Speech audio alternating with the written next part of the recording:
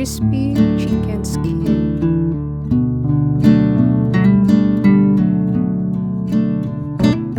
This is a chicken skin washed properly with salt, and after that put in a pan and just put some seasoning like salt or whatever spices you want. I just put salt and some laurel leaves. Don't put any oil.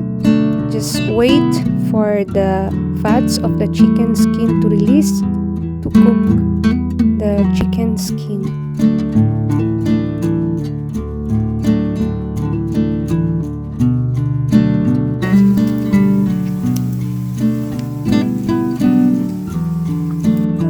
And this is our crispy chicken skin. It's very easy to cook. Thank you for watching.